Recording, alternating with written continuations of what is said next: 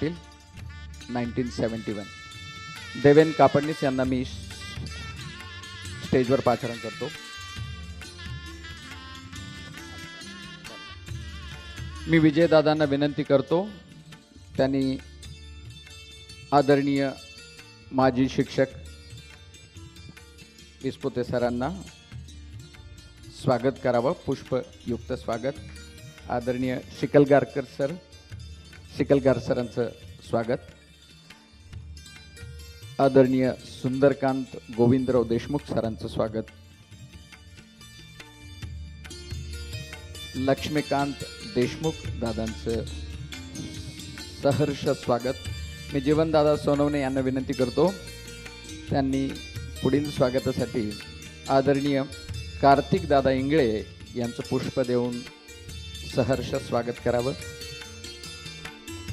आदरणीय मनोहर दादा त्रिभुवन,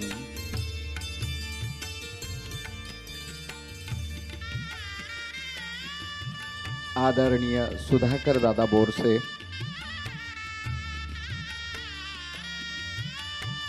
आदरणीय माजी खासदार उल्हास दादा पाटील,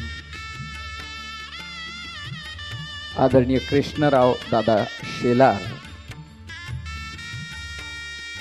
मी विनंती करतो प्रमोद गायकवाड यांनी जीवनदादा सोनवणे आयुक्त जळगाव महानगरपालिका यांचं पुष्प देऊन सहर्ष स्वागत करावं.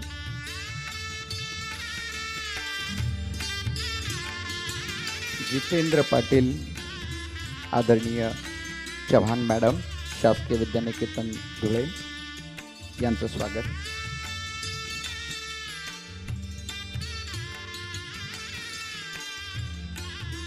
ये दौलत भी ले लो, ये शोहरत भी ले लो, भले छीन लो मुझसे मेरी जवानी, मगर मुझको लौटा दो बचपन का सावन, वो कागज की कश्ती, वो बारिश का पानी.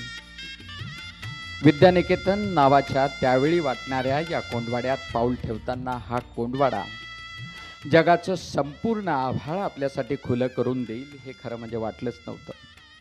निकेतन नावाच्या विचारांची एक तुकडीच सबंध जगावर राज्य करण्यासाठी सज्ज आहे. खरं म्हणजे मधुकरराव चौधरींनी त्यावेळेस 4 ऐवजी 10 विद्यानिकेतनं काढली असती तर कदाचित महाराष्ट्रावर माजी विद्यार्थ्यांची सत्ता राहिली असती याविषयी मला दुमत वाटत नाही. आणि निकेतन तेव्हा समृद्ध होतं आणि आता समृद्ध नाही असं आहे का? असं मुळीच नाही. विद्यानिकेतन हे मशीन नाही, हे एक मेकॅनिझम आहे. ही मशिनरी जुनी होऊ शकते, खराब होऊ शकते, पण मेकॅनिझम हे बदलत नाही. आजही त्याच क्षमतेचं प्रॉडक्ट विद्यानिकेतन देत आहे, यात खचितच कुठलीही शंका नाही. ग्रामीण भागातील विद्यार्थ्यांच्या गरीब, निरागस व भोळ्या भाबड्या सुपीक मनोभूमीवर विद्यानिकेतनचं हे खरंखुरं अस्सल बियाणं पेरलं तर त्यातून सुसंस्कृत, सुजाण आणि विश्वावर राज्य करू शकणाऱ्या सुजनांचं अमाप व भरघोस असं पीक येईल हे शिक्षण नावाच्या शेतीतील जाणकार असणाऱ्या व हाडाचा शेतकरी असलेल्या मधुकरराव चौधरी यांनी दूरदृष्टीने जाणलं व विद्यानिकेतनचं हे नंदनवन फुलवलं. आमच्या जीवनावर त्यांनी करून ठेवलेल्या ह्या अनंत उपकारांची उतराई कशी होईल, कसं आपण यातून उतराई होऊ, या कृतज्ञ भावनेतूनच ही माझी विद्यार्थ्यांची एकमेकांना भेटण्याची, एकमेकांना मदत करण्याची, हे स्नेहसंमेलनं आयोजित करण्याची, शाळेचा ऋणनिर्देश कोणत्या ना कोणत्या स्वरूपात व्यक्त करण्याची सतत धडपड सुरू असते. आणि त्या धडपडीचाच भाग म्हणून गेली 25 वर्ष सातत्यानं दरवर्षी आपण सर्व माझे बांधव भेटत आहोत. आणि या सुवर्ण महोत्सवी सोहळ्यानिमित्त इतक्या मोठ्या प्रमाणामध्ये जवळपास 800पर्यंत आपण रजिस्ट्रेशन केलं. त्याबद्दल मी सर्व माझे विद्यार्थ्यांचं सर्वांना टाळ्या वाजवून अभिनंदन आणि आभार मानतो. स्वागताध्यक्ष धुळ्याचे यजमान आदरणीय सुधाकर दादा बोरसे यांना मी स्वागतपर 2 शब्द बोलण्यासाठी पाचारण करतो. सुधाकर दादा बोरसे.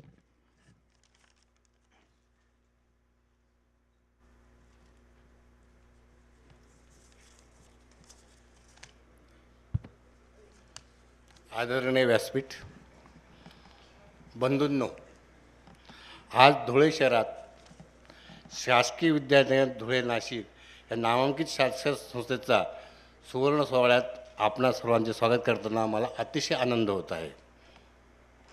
हा सोहळा भव्य प्रमाणात साजरा व्हावा यासाठी आमची माजी विद्यार्थी संघटना आणि तिचे कार्यकर्ते साधारणतः 4 महिन्यापासून सतत झटत आहेत. आजच्या सभामंडळात उपस्थिती माजी विद्यार्थी, प्राचार्य, शिक्षकवृंद, विद्यार्थी तसेच आमचे काळजी घेणारे शिक्षेतर कर्मचारीवृंद यांच्या सहवासात आमचे मन नाशिकच्या गंगापूर रोडवरील गोदाकाठच्या शासकीय विद्यालयांच्या तत्कालीन संकुलात आज रमून गेलेले आहे. 50 वर्षापूर्वी एका स्पर्धात्मक निवड परीक्षेत आपण गेलेलो खेड्यामधील विद्यार्थी येथे दाखल झालो होतो. आज वयोमानानुसार आम्ही ज्येष्ठ नागरिकांच्या पदवीस पात्र झालो आहोत. तरी मागचे दिवस आजही आमच्या आठवणीत आहेत. त्या दिवसांच्या आठवणीशिवाय आमचे आयुष्य पूर्णतः अपूर्णच आहेत. त्या दिवसांच्या आठवणींच्या स्मरणार्थ हा कुठला सोहळा आहे असे म्हटले हे अजिबात चूक ठरू नये. ह्या विद्यालय स्थापनेनंतर काही वर्षातच आपले विद्यानिकेतन हे धुळ्याला स्थलांतर झाले. दोन्ही ठिकाणाहून शिकून बाहेर पडलेले साधारणतः आज 7,000 विद्यार्थी म्हणजे 4ही पब्लिक स्कूलमध्ये आहेत. सांगण्याचा उद्देश एवढाच की आपण या शाळेविषयी कृतज्ञता व्यक्त करत आहोत आणि आम्ही खरोखर कृतज्ञ आहोत, हा ज्याचा अर्थ. हा संस्कार आपल्या शाळेत केला गेलेला आहे. शाळा मग ती कोणतीही असो, कुठेही असो, आपल्या विद्यार्थ्यांवर पैलू पाडून त्यांना घडवत असते. यात आम्हाला स्वतःला हिरे म्हणून घ्यायचा उद्देश नाही, पण आमचे विद्यानिकेतन किती छान, महान होते हे सर्वांना कळले पाहिजे म्हणून मी हे सांगत आहे. आज आम्ही दिमाखात समाजात वावरत आहोत. तरी 50 वर्षापूर्वी कोण कसे होते, कसे आहेत हे एका आम्हाला कळते. विद्यानिकांच्या एका वळणावर आमच्या जीवनात आले नसते तर आयुष्य कसे घडले असते याचा विचार आज मनात येतो. पण तो आता महत्त्वाचा नाही. आमच्यापैकी बहुतेक जण त्यावेळी शेतकरी, शेतमजूर, इतर कष्टाची काम करणाऱ्या कुटुंबातील होतो. मोजक्याच जणांची आर्थिक परिस्थिती व शैक्षणिक पार्श्वभूमी चांगली म्हणता येईल अशी होती. पण विद्यानिकेतनाने आमचे पालकत्व स्वीकारले, आमची सर्व काळजी घेतली. त्याचा इतिहास आपल्या प्रत्येकाला वैयक्तिक माहिती आहेच. तो न सांगता 1971 साली शाळा वर्ष उतरून माजी विद्यार्थी तुकडी प्रथम बाहेर पडली. त्यानंतर प्रतिवर्षी माजी विद्यार्थी बाहेर पडत आहेत. शाळेचा यापूर्वी रौद्रोत्सव आपण साजरा केला आहे, धुळे इथेच केलेला आहे. त्यावेळेला असं लक्षात आलं की आता आपल्याला रौद्रोत्सव साजरा करायचा आहे. त्यावेळेला आम्ही सगळे माजी विद्यार्थी एकत्र कामाला लागलो, कारण आमचा स्नेहभाव आणि बंधुभाव मुळातच घट्ट होता. त्यामुळे आम्हाला ते आयोजन करणं सोपं गेलं. त्या बंधुभावाचे स्वरूप म्हणजे हा आजचा सोहळा, असा सोहळा आयोजित करणे तितके सोपे व सोपे नसते. समाज जीवनातल्या, सार्वजनिक क्षेत्रातल्या, प्रशासनातल्या इतर मोठमोठ्या जबाबदाऱ्या पार पाडण्याच्या व आपले ज्ञानकौशल्य वापरून देशात व परदेशात कामगिरी बनवण्याचा भक्कम अनुभव असलेला माजी विद्यार्थ्यांचा संघ आमच्यात आहे. त्यामुळे हे काम सोपे झाले.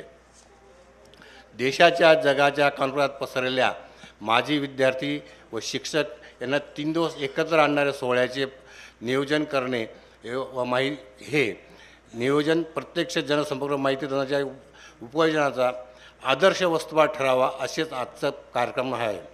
माजी विद्यार्थ्यांचा या निकेतन परिवाराला बाहेरचे अनेक मित्र व हितचिंतक आहेत. त्यांचा या त्यांचा सोहळ्याच्या संयोजनात मोठा वाटा आहे हे मी नमूद करतो. या सोहळ्याचे यजमान सर्व माजी विद्यार्थी आहेत.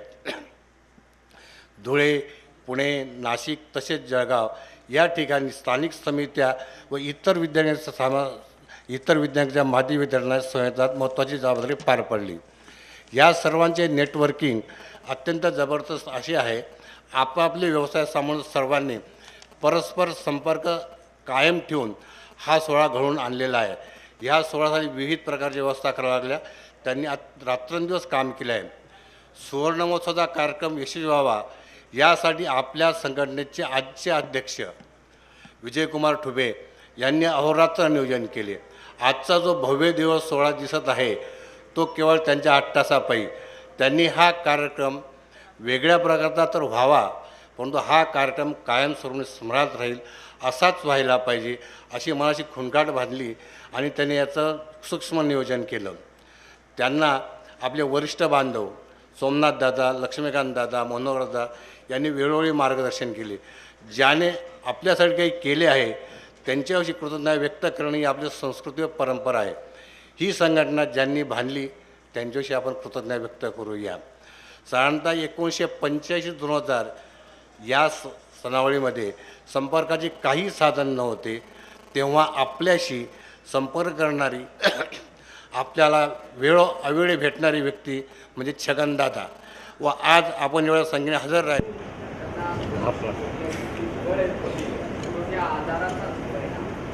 म्हणजे शासकीय विद्यानिकेतनच्या संस्कारांच्या शिदोरीमुळे ते आज उभे आहेत. अन्यथा या जुन्या आजाराचा सामना करणं आपण टाळ्यांच्या गजरामध्ये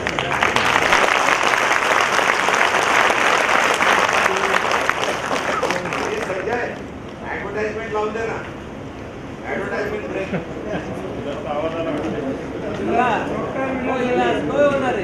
याच्यामध्ये विपश्यनेचा सुद्धा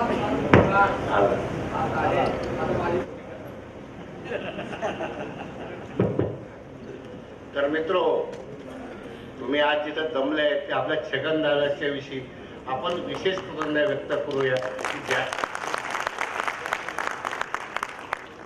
मला आनंद वाटतो की या सुवर्ण महोत्सव वर्षाच्या नियोजनात माझे लहान बांधव जितेंद्र, रोहन, मनोज, राहुल, अभिजित, प्रमोद, अभिषेक यासारख्या अनेक बांधवांचा या नियोजनामध्ये सिंहाचा वाटा आहे. वरिष्ठ बांधवांकडून या सर्व लहान बांधवांनी सहजरित्या व अलगदरित्या सर्व जबाबदारी स्वतःच्या खांद्यावर घेतलेली आहे.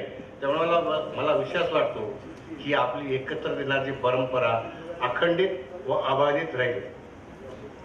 आपण सर्वजण आता 3 दिवस एकत्र आलो आहोत. हा सर्वांचाच कार्यक्रम होणार आहे. तरी स्थानिक धुळेकर यजमान म्हणून आम्ही तुम्हाला सांगतो की काही कमी पडल्यास किंवा अडचण आल्यास हक्काने मला व संबंधित समिती सदस्यांना मोकळं सांगा. पण केवळ स्मरण रंजनासाठी नव्हे तर आपल्यापेक्षा लहान अशा माजी विद्यार्थ्यांच्या आणि सध्या निकेतनाच्या शिकणाऱ्या विद्यार्थी वर्गाचे भवितव्य चांगले व्हावे यासाठी विचारून नियोजन करणे ही आपली जबाबदारी आहे. त्या दृष्टीने आठवणी, अनुभव यांची देवाणघेवाण करण्याबरोबरच एक फ्युचर रोडमॅप आखण्यासाठी ब्रेनस्टॉर्मिंग होणे अत्यंत गरजेचं आहे. यासाठी आपण युबॅक फाउंडेशनची स्थापना केलेली आहे. या फाउंडेशनमध्ये चंद्रकांत, प्रमोद यांनी खूप मेहनत पण घेत आहेत. पण या विचारातून जे निघेल ते आपल्या निश्चितच उपयोग होईल असे मला वाटते. आपले येथील वास्तव्य आरामशीर व्हावे याची आम्ही काळजी घेतलेली आहे. ते फलदायी व्हावे अशी अपेक्षा व्यक्त करून आपले परत एकदा स्वागत करतो. आपली एकमेकांना भेटण्याची उत्कंठा व समाजासाठी काही करण्याची आतून जागलेली उर्मी बघून मला आपल्यातील कवी दत्ता दादा याची एक कविता आपल्याला सांगावीशी वाटते. पुन्हा तेवतील दिवे येथले, पुन्हा गुंजतील येथे, उद्धरावा स्वये आत्माचे नारे, लखलतील हे पुन्हा एकदा निकेतनातील तारे. जय हिंद. धन्यवाद सुधाकर दादा. धुळे म्हटलं की सुधाकर दादांशिवाय शासकीय विद्यानिकेतनचं पान हलत नाही. त्यामुळे या शहरासाठी तेरे शहर के कारीगर बड़े अजीब है ये दोस्त, काज की मरम्मत भी करते हैं तो पत्थर के औजारों से. यानंतर मी निमंत्रित करतो प्रास्ताविक भाषणासाठी आदरणीय मनोहर दादा त्रिभुवन.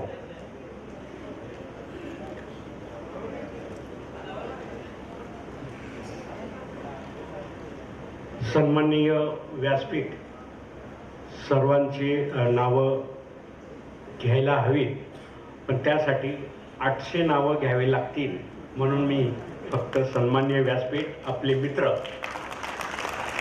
आपल्या सर्वांचा उल्लेख मी केला आहे असं गृहीत धरून मी 2 शब्द आपल्यासमोर मांडतो. खरं म्हणजे मला जी पूर्वपीठिका सांगायची होती ती सुधाकरने अत्यंत विस्तृतपणे सांगितली आहे. त्यामुळे आपल्याला मागे वळून पाहताना आणि पुढे आपल्याला किती जायचं आहे या दोन्ही गोष्टींचा आढावा घेण्यासाठी आपण ह्या कार्यक्रमाचं आयोजन केलं. ह्या कार्यक्रमाचं आयोजन करताना दुसरा एक मुद्दा असा होता की आपण शासन दरबारी अनेक मित्रांनी खूप फॉलोअप करून शेवटी त्या ठिकाणी आपण शासनाला कुठल्या प्रकारचं आंदोलन करावं याविषयीचं सोमनाथदादांनी अनेकांच्या आपल्या मनामध्ये एक भाव निर्माण करून शासनाला जागं करण्यासाठी देखील ह्या कार्यक्रमाचं आयोजन आहे, हा आपल्या सर्वांच्या माहितीसाठी. आणि आपण आज तो शासनाकडे जी घंटा वाजवायची आहे, शासनाला जी जाग आणायची आहे, त्यासाठी देखील आपण आपल्या या कार्यक्रमामध्ये चर्चा करणार आहोत आणि आपणाला त्याच्यातून एक शासनाला द्यावयाचा एक मसुदा तो देखील मान्य करायचा आहे. तिसरी गोष्ट, आपल्या या विद्यानिकेतनातून बाहेर पडलेले जे काही मित्रमंडळी आहेत त्यांनी अनेक क्षेत्रामध्ये खूप चांगलं काम केलेलं आहे आणि ते चांगलं काम सामाजिकदृष्ट्या आहे, शासनाला पूरक आहे, त्याचबरोबर कला क्षेत्रात आहे, सामाजिक क्षेत्रात आहे, शैक्षणिक क्षेत्रात आहे आणि उद्योग क्षेत्रामध्ये देखील आपले काही मित्र खूप पुढे गेलेले आहेत. तसंच यातून आपल्याकडचंच काही मित्र परदेशात जाऊन त्यांची एक वेगळी छाप पाडत आहेत आणि ह्या सर्वांचा आढावा घेण्याचं एक व्यासपीठ म्हणून हा कार्यक्रम आपण आयोजित केलेला आहे. हा कार्यक्रम आयोजित करत असताना या कार्यक्रमाचे अध्यक्ष ठुबे यांनी एक अत्यंत चांगली संकल्पना मांडली की ह्या कार्यक्रमाच्या नियोजनामध्ये आपल्या सर्वांचा सहभाग असावा, म्हणून प्रत्येकाचं मत काय आहे हे जाणून घेऊन ह्या कार्यक्रमाचं आयोजन केलेलं आहे. या कार्यक्रमाच्या काही समित्या निर्माण केलेल्या होत्या, त्या समित्यांचे अध्यक्ष, उपाध्यक्ष, त्यांना सल्लागार, त्यांच्यावर कंट्रोलर आणि शेवटी तो कार्यक्रम अंतिम झाल्यानंतर तो मान्य करण्यासाठीची एक उच्च लेवल कमिटी अशी आपण तयार केलेली होती आणि याच्यातून ह्या कार्यक्रमाचं आयोजन झालेलं आहे. कुठलाही कार्यक्रम म्हटलं तर काही त्रुटी राहतातच आणि ह्या त्रुटी आपणच तयार केलेल्या असल्यामुळे आपल्याला त्याच्याविरुद्ध काहीही म्हणण्याचा काही अधिकार नाही, कारण त्या त्रुटीचं दोष शेवटी आपल्याकडे जाणार आहे. पण आपण या ठिकाणी अत्यंत चांगल्या मनाने ह्या कार्यक्रमाची यशस्वीतेसाठी सर्वांनी सहभाग घेतलेला आहे हे मला खास या ठिकाणी नमूद करायचं आहे. प्रस्तावना सांगत असताना आपल्याला खूप पूर्वीपासून आत्तापर्यंतचं जर पाठपुरावा घ्यायचं ठरलं तर तो कालापव्यय होईल. पण मी सोमनाथदादा, कैलासवासी नानकर, कैलासवासी दिलीप पवार, आम्ही मुंबईतल्या एका पंचतारांकित हॉटेलमध्ये भेटलो आणि त्या ठिकाणी आता आपल्याला जुन्या मित्रांना, आपल्या शाळेतल्या मित्रांना एकत्र करण्याची वेळ आली आहे याच्यावर चर्चा केली आणि मग संजय केळकर यांच्या ऑफिसचा कार्यालयाचा पत्ता देऊन आपण ह्या संघटनेची नोंदणी केली आणि तिथून ह्या कामाला सुरुवात झाली. सुरुवातीला आपल्या मित्रांना एकत्र आणणं हा भाव होता, म्हणून दरवर्षी न चुकता आपण स्नेहसंमेलन भरवत आलो आणि तो मला असं वाटतं की लिम्का बुक ऑफ रेकॉर्ड्समध्ये किंवा कुठल्याही रेकॉर्डमध्ये त्याची नोंद घेतली जाऊ शकते असा हा आतापर्यंतचा कार्यक्रम झाला. आम्ही जेव्हा इतर लोकांना सांगतो की आम्ही दरवर्षी भेटतो आणि प्रत्येक कार्यक्रमाला सुमारे 250 ते 300 मित्र जमतात, त्यावेळी त्या लोकांना आश्चर्याचा धक्का बसतो.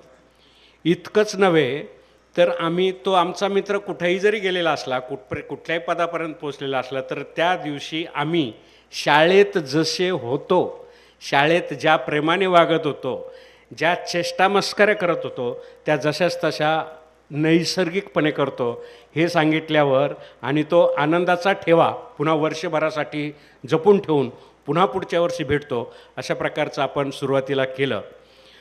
सुरुवातीला काही ध्येय उद्दिष्ट आपण मनाशी ठेवायचा प्रयत्न केला.